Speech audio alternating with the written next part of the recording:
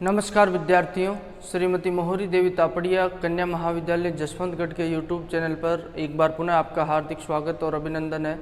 मैं प्रवक्ता चंद्र प्रकाश गुर्जर। आज की क्लास हमारी बीए प्रथम वर्ष के छात्रों हेतु तो इतिहास विषय की होगी। इतिहास विषय के दौरान जो निरंतर हम सुंग वंश का अध्ययन कर रहे हैं, सुंग वंश के तहत हमने संपूर्ण सुंग काल को पढ़ लिया। जैसा कि हमने देखा कि मौर्य काल के पश्चात सुंग वंश के शासकों के द्वारा क्या किया जाता है, शासन किया जाता है। तो लगभग 184 ईस्वी पूर्व, जैसा कि हमने बात की, जो अंतिम मौर्य सम्राट वृद्धरथ होता है उसकी हत्या करके पुष्यमित्र सुंग के द्वारा सुंग वंश की स्थापना कर दी जाती है। सुंग वंश के शासकों में हमने बात की, पुराणों में 10 शासकों का उल्लेख मिलता है, जिसके तहत हमने मूलतः देखा पुष्यमित्र सुंग के शासनकाल के बारे में पढ़ा। क्योंकि सुंग वंश के बारे में हमें ज़्यादा जानकारी प्राप्त नहीं हो पाती है। जैसे स्रोतों के बारे में बात की हमने, तो साहित्यिक स्रोतों के माध्यम से ही हमें जानकारी प्राप्त होती है, जिसके तहत मालविका, अग्निमित्र है और कई बौद्ध ग्रंथ है जिनसे हमें इनके बारे में जानकारी प्राप्त होती है। और जो पुराण वगैरह हैं, पुराणों से मूलतः जानकारी होती है, ज़्यादा विस्तृत जानकारी हमें नहीं मिल पाती है। दिव्यावदान है, ऐसे कुछ बौद्ध ग्रंथों, तारानाथ का उल्लेख है, उससे जानकारी मिल पाती है। तो इन सुंग वंश के शासकों के बारे में जो हमें बहुत कम जानकारी प्राप्त मिल पाती है। जैसा कि हमने देखा, सुंग वंश की स्थापना वृद्धरथ के द्वारा वृद्धरथ जो अंतिम मौर्य सम्राट था उसकी हत्या करके जो पुष्यमित्र सुंग के द्वारा की गई। अब सुंग वंश का अंतिम शासक कौन होता है?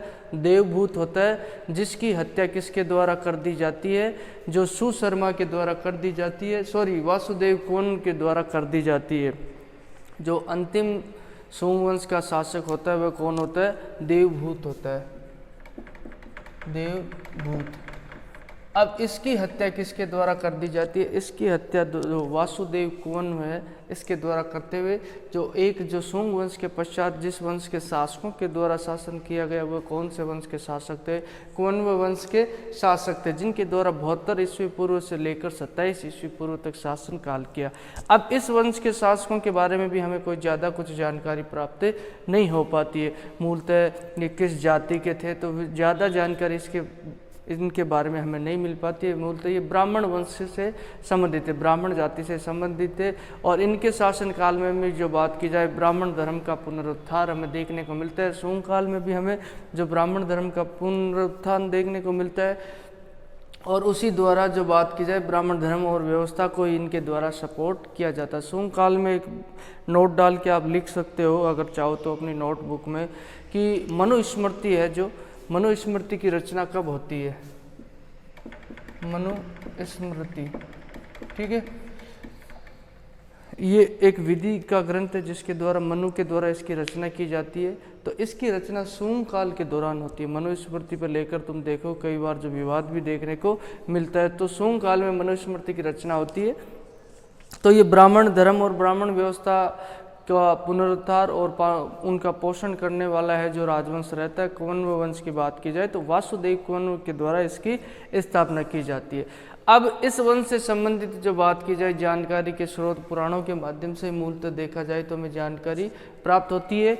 और कौनव वंश के 4 शासकों का हमें उल्लेख मिलता है, जिसके तहत प्रथम तो वासुदेव है, जिसके द्वारा किसकी हत्या करके जो कौनव वंश की स्थापना की जाती है? जो देवभूत की हत्या करके इसके द्वारा क्या कर दिया जाती है? कौनव वंश की स्थापना कर दी जाती है।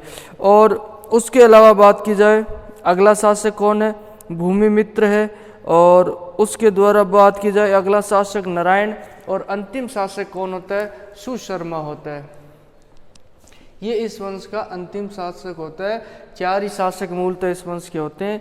जो इसके बारे में ज़्यादा विस्तृत जानकारी इन शासकों के बारे में और इनके शासनकाल में संबंधित जो किसी तरह की महत्वपूर्ण घटनाओं के बारे में हमें जानकारी प्राप्त नहीं हो पाती है। संस्थापक तो वसुदेव होता है अगर बात की जाए। और उसके अलावा जो अंतिम सम्राट इसका कौन होता है? शासक राजा की बात की जाए तो सुशर्मा होता है। ये ब्राह्मण राजवंश था और ब्राह्मणीय धर्म व्यवस्था का क्या किया जाता है? पोषण इसके द्वारा किया जाता है।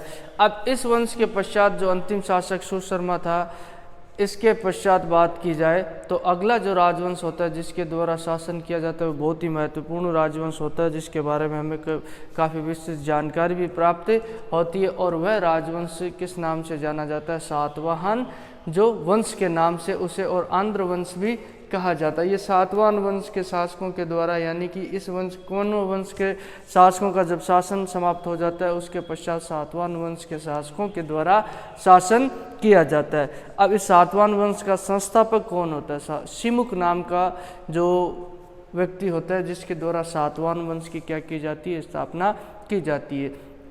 ये सुशर्मा का एक सामंत होता है, सुशर्मा का एक सामंत होता है जिसके द्वारा मगध पे आक्रमण करके और इस सुशर्मा को पराजित कर दिया जाता है और मगध पर अधिकार करते हुए जो शिमुक राजवंश की स्थापना कर दी। शिमुक को सिंधुक के नाम से भी जाना जाता है। शिमुक और सिंधुक एक ही नाम हमें देखने को मिलते हैं। तो इस तरीके से पहले तो मौर्य वंश के पश्चात कौन सा होता है? सोंग वंश के पश्चात कौनव वंश। ठीक है, सोंग वंश की स्थापना किसके द्वारा की जाती है? पुष्यमित्र सुंग के द्वारा। और सोंग वंश का अंतिम शासक कौन होता है? इसके बारे में भी हमने बात की। देवभूत अंतिम शासक होता है। और उसके अलावा जो कौनव वंश का संस्थापक कौन होता है?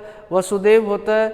और उसका अंतिम शासक कौन होता है? कौनव वंश का सुशर्मा होता है। और उसके पश्चात सातवाहन वंश शुरू होता है। तो सातवाहन वंश का संस्थापक कौन होता है? शिमुक होता है, जिसके द्वारा सुशर्मा की क्या कर दी जाती है? हत्या कर दी जाती है। अब सातवाहन वंश के शासकों के बारे में हमें कई अभिलेख भी प्राप्त होते हैं, चाहे नासिक का अभिलेख हो और हो गौतमीपुत्र सातकर्णी। इन कई शासकों के नाम काफ़ी जो प्रचलित होते हैं और इनके शासनकाल में कई महत्वपूर्ण घटनाएं हमें देखने को मिलती है। तो सातवाहन वंशों की, अगर सातवाहन वंश के शासकों की बात की जाए तो इनके जाति को लेकर जो विद्वानों में मतभेद है, अलग अलग स्थान, जो अलग अलग जातियाँ इनकी बताई जाती है। इसके अलावा इनके मूल स्थान, उत्पत्ति को लेकर भी जो अलग अलग मत प्रतिपादित इतिहासकारों के द्वारा किए जाते हैं। तो आज की क्लास में हम बात करेंगे सातवाहन वंश के शासकों की जाति के बारे में।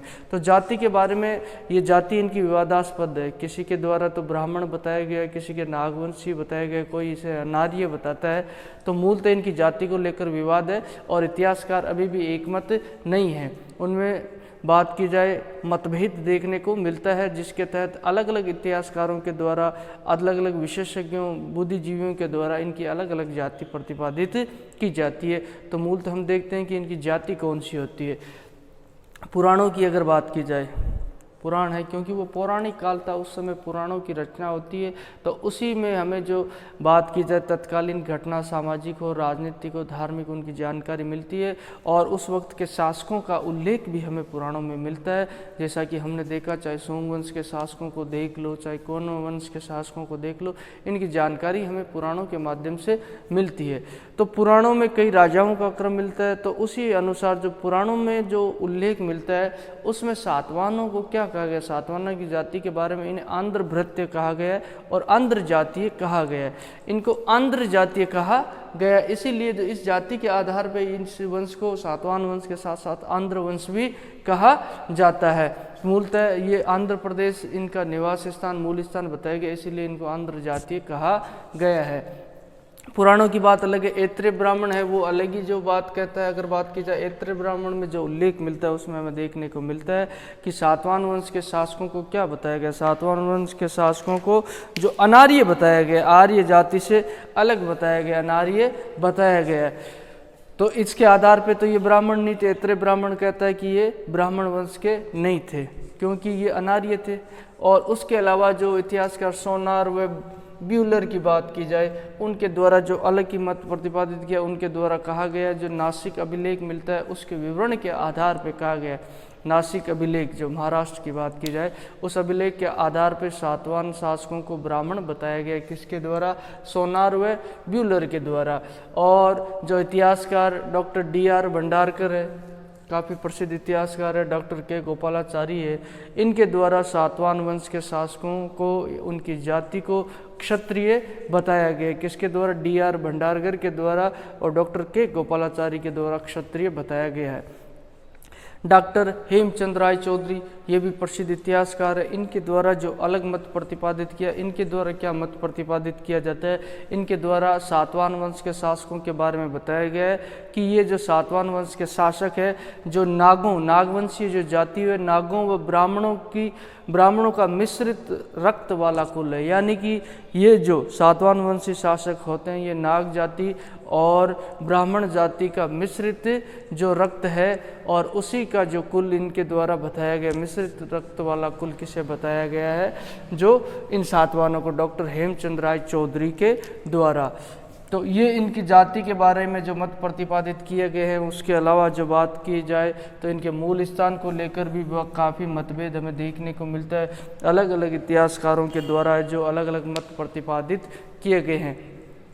इनको आंध्र प्रदेश इनका मूल निवास स्थान बताया गया। इसी के आधार पर तो इनको आंध्र जातीय कहा जाता है। कृष्णा और गोदावरी नदी के जो मध्य का क्षेत्र है, और वही इनका जो क्या है मूल निवास स्थान बताया गया है, जिसके बारे में हम बात करेंगे कल।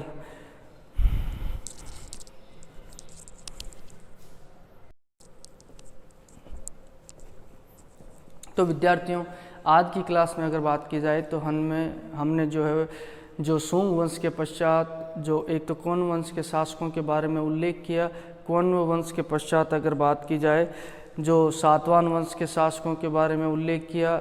इन कोन वंश के शासकों के बारे में तो हमें बहुत ही कम जानकारी प्राप्त होती है। मूलतः इस वंश से संबंधित 4 राजाओं का उल्लेख हमें मिलता है, जिसके तहत वसुदेव है, भूमिमित्र, नारायण और सुशर्मा। ये सुशर्मा होता है और इस वंश का संस्थापक वसुदेव कोन होता है। इसी के आधार पर ये वंश क्या कहलाता है, कोन वंश कहलाता है। और इसके अलावा जो ब्राह्मण धर्म का पोषक होता है ये वंश, उसके अलावा जो इसके पश्चात शासन करने वाले शासक किस वंश के थे, सातवाहन वंश के थे, जिन्हें आंध्र वंश भी कहा जाता है। और इनकी जानकारी पुराणों के माध्यम से हमें मिलती है। तो सातवाहन वंश का संस्थापक कौन होता है, सिमुक या सिंधुक भी उसे कहा जाता है। वह होता है जो सुशर्मा का ही एक सामंत होता है, सातवाहनीय सामंत, जिसके द्वारा जो मगध पे आक्रमण करके मगध पे अधिकार कर लिया जाता है। तो इन सातवाहन वंश के शासकों की जाति को लेकर जो विवाद हमें देखने को मिलता है, अलग अलग इतिहासकारों के द्वारा जो अलग अलग मत प्रतिपादित किए जाते हैं, जिसमें पुराण तो इन्हें आंध्र जातीय कहते हैं। उसके अलावा ऐत्रेय ब्राह्मण में इनको अनार्य कहा गया। सोनार व ब्यूलर के द्वारा जो इन्हें ब्राह्मण बताया गया। Doctor D.R. भंडारकर, डॉक्टर के गोपालाचारी ने क्षत्रिय बताते हैं। डॉक्टर हेमचंद राय चौधरी ने नागों ब्राह्मणों की मिश्रित जाति का बताते हैं, रक्त वाला कुल बताते हैं। ये बातें जो इतिहासकारों के द्वारा जो इनकी जाति के बारे में बताई गई है। तो कल की क्लास में हम पढ़ेंगे इनकी उत्पत्ति से संबंधित, इनके मूल निवास स्थान से संबंधित बातें। और आज की क्लास के लिए बस इतना ही। सभी विद्यार्थियों का एक बार पुनः बहुत बहुत धन्यवाद।